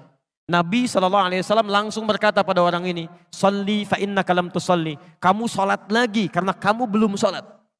Padahal sudah salam. Dia mengulang sampai 3 kali, tapi Nabi mengucapkan kalimat serupa. Anda salat lagi karena Anda belum salat. Apa kata orang ini? Ya Rasulullah, ma uhsinu ghairah, alimni. Ya Rasulullah, saya nggak bisa lebih baik daripada ini. Tolong ajarkan saya. Maka diajarkan oleh Nabi dari mulai wudu, Pak, sampai dengan salam. Idza qumta ila shalah asbighul wudu, famastaqbilil qiblah, famafakabbir. Kalau kamu mau salatnya bagus sempurna, sempurnakan wudu begini caranya. Kemudian menghadap ke arah kiblat sampai kakinya diatur. Bagaimana cara berdirinya, bagaimana lebar kakinya, bagaimana cara bertakbirnya, bagaimana cara bersedekapnya sampai akhirnya. Sampai di situ Nabi mengatakan di Al-Bukhari nomor hadis 651, "Shallu kama ra'aitumuni usolli." Salatlah kalian seperti persis melihat saya. Saking ingin benarnya salat kita bukan masalah fikihnya, tapi Nabi ingin memastikan bahwa kita yang salat mendapatkan minimal karunia ini. Jelas sampai sini? Yang kedua, ada yang boleh dilafadzkan dalam berdiri. Boleh, bisa dilafadzkan. Jadi yang ini belum dilafadzkan, masih memohon. Yang kedua yang dilafadzkan. Kapan itu dilafadzkan? Setelah membaca Al-Fatihah. Setelah membaca Al-Fatihah. Antum kalau selesai baca Al-Fatihah dalam sholat baca apa? Halo? Jangan katakan wallahu alam, enggak ada. Waladhdallin, wallahu alam, enggak ada. Baik, setelah baca Al-Fatihah baca apa? Surah. Baik. Surah itu dari mulai Al-Fatihah sampai dengan An-Nas tidaklah diturunkan oleh Allah. Tidak diturunkan oleh Allah sebagai Al-Quran itu untuk sekedar dibaca, bukan. Saat pertama kali diturunkan oleh Allah, itu disebut langsung oleh Quran dengan nama Hudan. Quran, surah kedua ayat 185. Posisi paling kiri di pertengahan. Syahrul Ramadan alladzi unzila fihi al-Quran hudan linnas. Hudan. Artinya bisa petunjuk, bisa solusi dari berbagai masalah, bisa hal yang memudahkan dalam kehidupan. Itu hudan. Lihat kalimatnya, lihat. Isi Quran itu dari Al-Fatihah sampai dengan An-Nas, Allah menyampaikan tuh hudan linnas, solusi dari setiap persoalan hidup yang dialami oleh manusia. Jadi kalau ada manusia walaupun dia tidak beriman, dia belajar Quran bisa mendapatkan bagian kemudahan dalam hidupnya. Makanya saking sayangnya Allah pada orang beriman, dipaksa oleh Allah dalam tanda petik supaya dia mendapatkan hudan, solusi kemudahan dalam hidupnya. Bagaimana caranya? Dipindahkan ayatnya ke Al-Baqarah ayat 2 sampai 3. Posisi paling kiri dari atas sampai ke tengah. Dzalikal kitabu la raiba fi hudal lil muttaqin. Siapa muttaqin ini? Apa amalannya? Ayat 3-nya. Alladzina yu'minuna bil ghaib wa yuqimunas shalah. Diminta oleh Allah menunaikan salat ini supaya mendapatkan hudan. Bagaimana cara mendapatkannya? Ini sebetulnya poinnya. Jadi antum setelah membaca Al-Fatihah, seharusnya antum mencari surat-surat yang dibacakan sesuai dengan kebutuhan antum. Cari ayat-ayat yang sesuai dengan kebutuhan kita. Karena dari Al-Fatihah sampai dengan An-Nas itu semua berisi kebutuhan kita. Saya baca cepat ya. Tapi nggak usah ditulis. Saya ulangi, tidak usah ditulis. Ya, saya bacakan saja. Misal, sebelum lahir, tadi kan ikhtiarnya Quran surah kedua Quran surah ketiga ayat 38 sampai 39. Keadaannya Quran surah 19 ayat kedua sampai dengan ayat ke-11-nya. Begitu dia mulai mengandung, bagaimana kandungannya supaya baik, Quran surah ke-7 ayat ke-189. Begitu dilahirkan, bagaimana supaya ASInya mengalir lancar, anaknya tumbuh menjadi anak yang saleh, Quran surah kedua ayat 233. Begitu usia 2 tahun ke atas, dia mulai belajar bagaimana supaya dekat dengan Allah, baik dengan orang tuanya, baik dengan tetangganya, Quran surah ke-31 ayat 13 sampai dengan ayat 19-nya. Kemudian dia mulai belajar supaya cepat menangkap pelajarannya, Quran surah 9 ayat 122. Supaya meningkat prestasinya, Quran surah 58 ayat yang ke-11.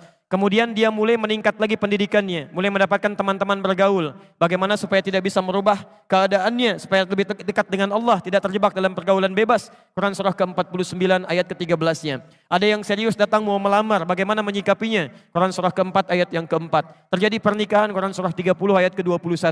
Setelah menikah, bagaimana membagi tugasnya? Supaya tidak gelisah dalam pembagian tugas, tidak saling menyingkirkan satu dengan yang lainnya. Quran surah ke-4 ayat 34. Setelah dia menikah, suami mulai mencari nafkah. Bagaimana cara bekerjanya? Yang standar ada di Quran surah kedua ayat 168. Kalau mendapatkan ingin yang lebih mudah lagi, Quran surah kedua ayat 172. Kalau belum berangkat, rizkinya sudah menunggu dia, Quran surah 7 ayat ke-96-nya. Kemudian dalam bekerja ini tidak mudah. Istri harus merawat anaknya, merawat rumah tangga. Kadang-kadang anaknya sulit diatur, mengatakan pada perintah ibunya, mengatasinya Quran surah ke-17 ayat ke-23. Itu dua-duanya sama-sama capek. Jangan dikira yang pergi ke kantor saja. Ibu pun merawat anak juga kadang-kadang ada rasa lelah. Bagaimana mengatasinya? Kalau lelah-lelah sedikit, itu ada di Quran surah ke-26 ayat ke-80. Kalau sudah mulai menjadi penyakit, bahkan kata dokter nggak ada obatnya, bagi Allah nggak ada yang mustahil. Quran surah ke-21 ayat 83 sampai dengan 84. Kadang-kadang Anda yang bekerja, ada orang yang tidak suka dengan Anda. Ada yang usil, ingin menyingkirkan Anda, menyungkurkan Anda. Ada perlindungan dari Allah di Quran surah ke-17 ayat 79 sampai dengan 81. Kalau ada yang membuat diri Anda tersesat, sampai mengatakan, ya Allah kenapa dia begini ya Allah, apa enggak ada solusinya? Selalu ada. Amalkan di Quran surah ke-21 ayat 87 sampai dengan ayat ke-88-nya. Sampai Anda beraktivitas lagi, mendapatkan kesenangan hidup, harta mulai melimpah, Masya Allah, rumah semakin luas, syukuri itu semua dengan mengamalkan tuntunan di Quran surah ke-14 ayat yang ke-7-nya. Tapi ketika datang ujian, tingkat ujian bisa macam-macam. Ada yang ringan, yang menengah, kemudian yang kuat, pelajari itu supaya siap menghadapinya. Di Quran surah kedua ayat 214. Solusinya di Quran surah ketiga ayat 142. Cara sabarnya di Quran surah kedua ayat 155 sampai 157. Sampai Anda terus berkembang, usia 40 tahun, orang tua masih ada, ingin berbakti pada orang tua, ada di Quran surah ke-46 ayat yang ke-15-nya. Sampai kemudian Anda semakin sepuh, mengatakan, ya Allah, apakah saya akan hidup untuk selamanya? Tidak. Satu saat kamu akan meninggal. Bagaimana cara meninggalnya ya Allah? Kamu akan kedatangan maut di Quran surah ketiga ayat 185. Maut itu datang lewat malaikat yang diutus. Quran surah 32 ayat yang ke-11. Bagaimana cara diambilnya ya Allah? Kalau kamu ingin tenang diambilnya, kerjakan amal soleh. Maka kamu akan dipanggil dengan kalimat yang menenangkan. Ya ayyatuhan nafsul mutmainnah. Quran surah 89 ayat 27 sampai dengan ayat 30. Tapi kalau kamu banyak amal salah, tidak ada amal soleh, maka panggilannya akan sedikit menegangkan. Quran surah ke-8 ayat ke-50 sambil dipukulin malaikat. Ya Allah, saya telah mengalami malam pertama di alam dunia. Bagaimana malam pertama di alam kubur? Apakah menyenangkan atau ada persoalan? Kalau ingin senang, Quran surah ke-3 ayat 169 sampai 172. Kalau kamu ingin sedikit menegangkan sambil ditampakkan neraka jahanam dari mulai pagi sampai dengan sore, boleh. Ada di Quran surah ke-40 ayat 46 sampai dengan 47-nya. Ya Allah, bagaimana suasana hisab? Apakah menyenangkan atau tidak? Kalau kamu ingin masuk surga tanpa hisab, langsung masuk, mendapatkan berita gembira surga, ada amalannya di Quran surah kedua ayat 25. Tapi kalau kamu misalnya banyak amal salahnya, mengabaikan perintah Allah, bahkan kamu bisa masuk neraka tanpa hisab. Ada di Quran surah ke-18 ayat 100 sampai dengan 101-nya.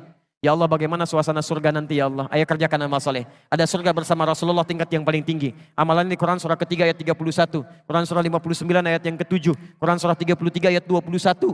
Ada surga yang di taman surga yang memberikan langsung Allah, bisa melihat Allah tanpa hijab. Quran surah 75 ayat 22 sampai dengan ayat 23. Ada amalannya di Quran surah ke-51 ayat 15 sampai dengan ayat 23. Ada surga seluas langit dan bumi. Kemanapun kamu beraktivitas tidak akan pernah menemukan ujungnya. Quran surah ketiga ayat 133 sampai dengan 134. Ada semua. Ada semua. Jadi Anda punya masalah apapun, ayatnya ada di Quran. Jadi begitu mengatakan waladhdallin, cari ayat yang sesuai dengan kebutuhan Anda. Mintakan, boleh dilafadzkan. Masalahnya Ustadz, saya nggak hafal ayatnya. Jadi yang dibaca dari subuh sampai isya, An-Nas lagi. Minal jinnati. Dan dikabulkan oleh Allah. Mimpinya ketemu jin terus gitu kan. Itu yang boleh dilafadzkan. Tapi ini saya mohon maaf kalau tadi agak cepat ya, makanya saya katakan jangan ditulis. Tapi yang paling indah, Quran tidak pernah membuka sebuah persoalan kecuali melahirkan solusi. Ya Allah, saya harus bacakan ayatnya, bagaimana cara saya menghafalkannya? Ditawarkan langsung di Quran. Nanti lain waktu, kalau saya punya waktu yang lebih luas lagi, saya turunkan metodenya, metode Quran langsung. Kata Allah, saya akan berikan jaminan kepadamu untuk mudah menghafalkan Qurannya. Bahkan disebutkan 4 kali di satu surah. Surah 54, ayat 17, ayat 22, ayat 32, ayat ke-40. Walaqad yassarnal Qur'ana lidzikri fahal min muddakir. Dan kami jamin, kami akan mudahkan semudah-mudahnya Al-Quran itu untuk dihafalkan, untuk diingat. Sekarang ada nggak di antara Anda yang mau menghafalkannya? Pak, Bu, saking mudahnya, anak usia 4 tahun, mata buta, hafal Quran. Bahkan anak kita itu, rekor penghafal Quran paling muda, itu orang Indonesia. Dan fisiknya itu, dikatakan belum sempurna. Fajar namanya. Lahir dengan keadaan yang terlihat tidak sempurna, tapi begitu bicara kalimat yang keluar pertama kali itu Quran. Quran. ASI diberikan, ayahnya bacakan Quran 1 juz. ASI diberikan, ayahnya bacakan Quran 1 juz. Begitu bisa bicara yang keluar Al-Quran. Saking mudahnya, seorang perempuan usia 82 tahun, tidak bisa baca, tidak bisa menulis, diperdengarkan oleh cucunya Al-Quran. 2 tahun hafal Quran. Hafal Quran. Jadi menghafal Quran itu sulit atau mudah? Kalau mudah kenapa sampai pagi ini belum hafal? Kalau sulit, di mana sulitnya? Karena semua orang mengatakan mudah. Nah, ini mungkin yang harus kita pelajari. Nanti lain waktu, nanti saya turunkan metodenya. Kita sudah buat PowerPoint-nya. Bahkan Alhamdulillah kita sudah susun mushafnya. Kita bikin mushaf At-Taisir. Nanti lain waktu, saya turunkan bagaimana metode menghafal Quran lewat Al-Quran. Bukan metode buatan manusia. Dan ini standar. Semua penghafal Quran akan mengikuti metode ini. Ya, kalau metode sudah banyak sekarang. Sesuai dengan pengalaman masing-masing. Ada metode menghafal Al-Quran semudah tersenyum gitu kan. Ada udah senyum-senyum gak hafal-hafal misalnya kan. Itu bukan masalah metodenya yang salah, andanya yang gak serius. Ada yang demikian. Ya. Nanti kalau ada waktu, saya coba berikan teori singkat. Insya Allah Anda tidak nyampe 5 menit hafal 5 ayat. Dengan nomornya sekaligus. Dengan ayatnya, dengan nomornya. Mau insya Allah? Nanti di akhir ya, karena cuma butuh 5 menit saja insya Allah. Saya teruskan dulu ini. Jadi saya kira sudah terjawab ya, yang ini. Nanti dalam ruku ada, dalam sujud ada, termasuk sesaat sebelum salam. Karena tidak ditanyakan, nanti lain waktu kita bahas. Waalaikumsalam warahmatullahi wabarakatuh. Apakah semua orang sudah ditetapkan takdirnya oleh Allah Subhanahu wa taala? Dan apakah orang kafir itu sudah takdir Allah? Pertama begini, antum pahami dulu apa itu takdir. Takdir itu pilihan hidup. Pilihan. Yang pilihan kita itu kemudian ditetapkan oleh Allah Subhanahu wa taala. Jadi Anda bisa terbuka ingin mengambil atau tidak, itu pilihan Anda. Karena itu manusia diberikan kemampuan untuk memilih. Ya. Misal baik dan buruk. Allah ciptakan ini baik, ini buruk.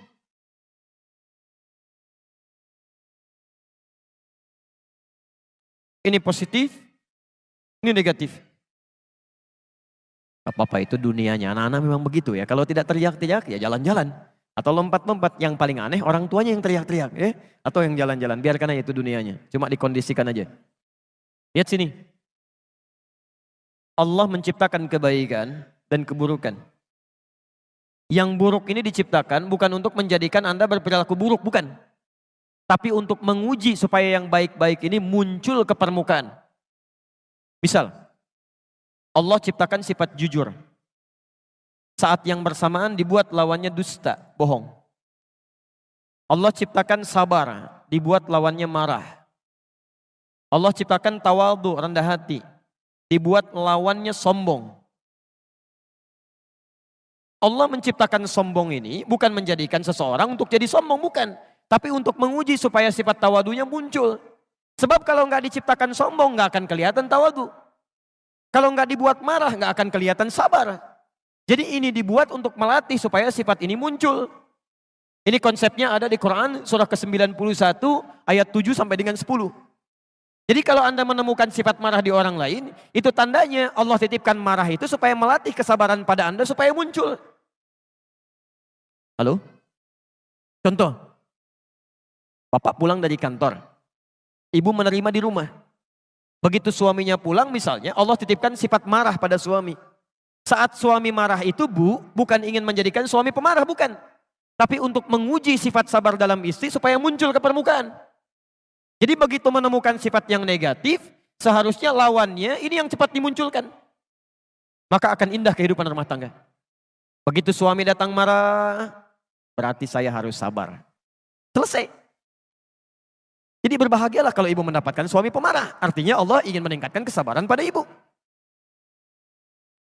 Misal, antum pulang ke rumah menemukan istri cemberut. Cemberut.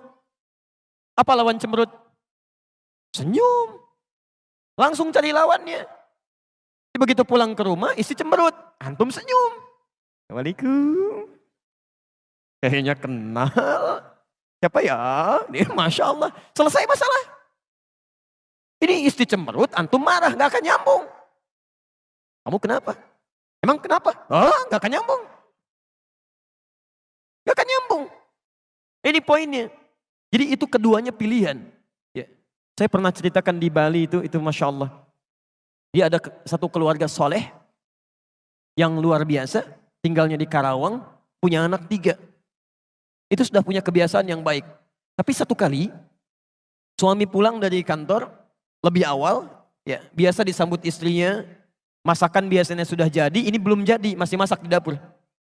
Maka disambutlah suaminya, dicium tangannya, karena suami lelah, capek dan lapar, maka minta pada istrinya supaya dibuatkan dulu makanan pembuka. Mie lah ya, semacam itu.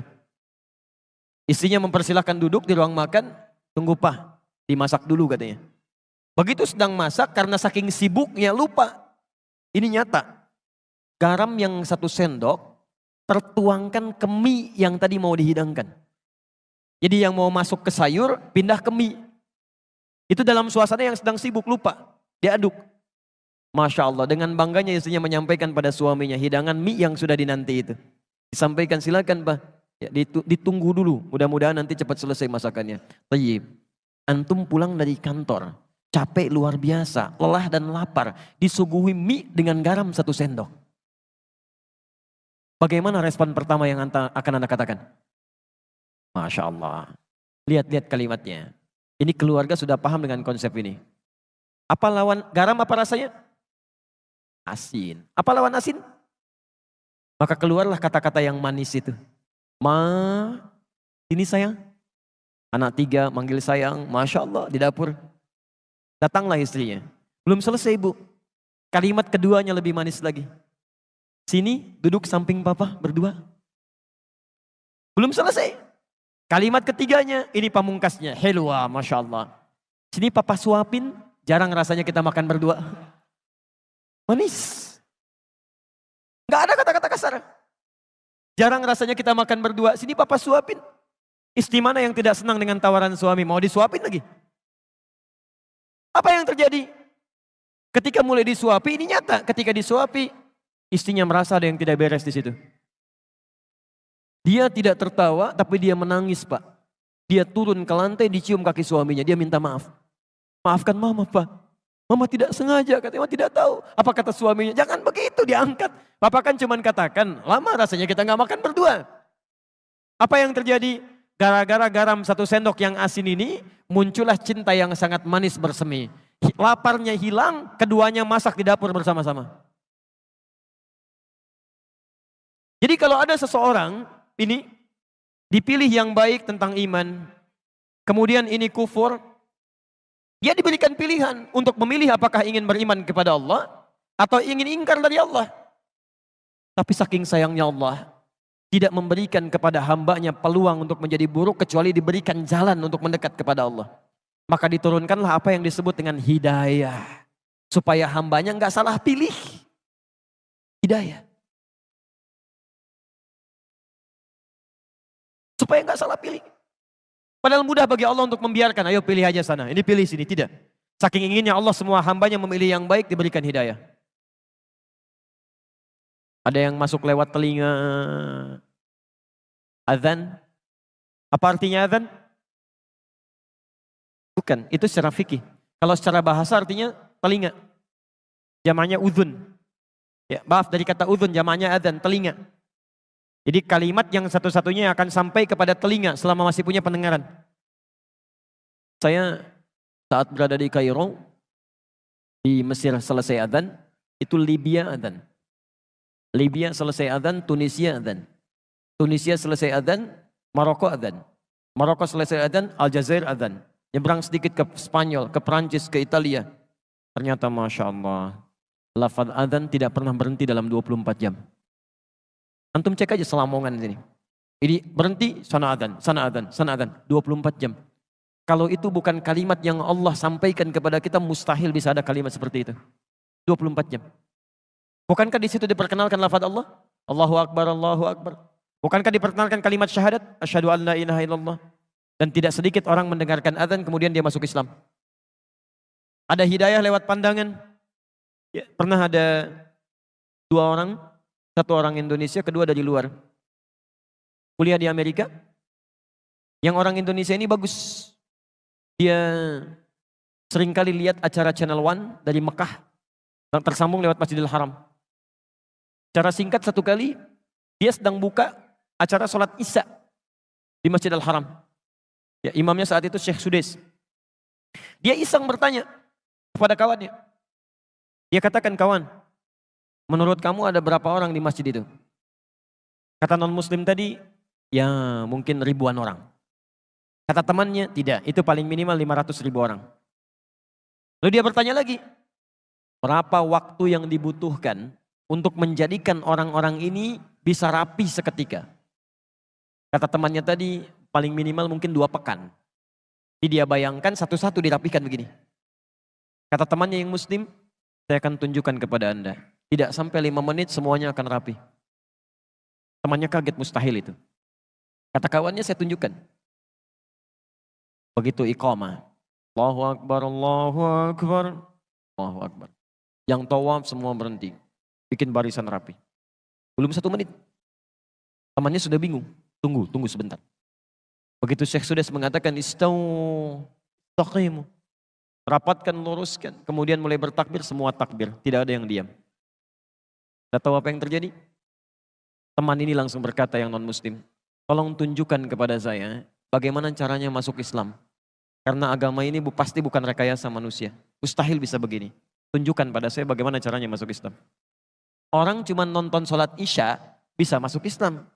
Antum yang sudah dikasih nikmat Islam menunda-nunda sholat Isya. Itu pilihan. Di konsep ini ada di Quran surah ke-29 ayat 69.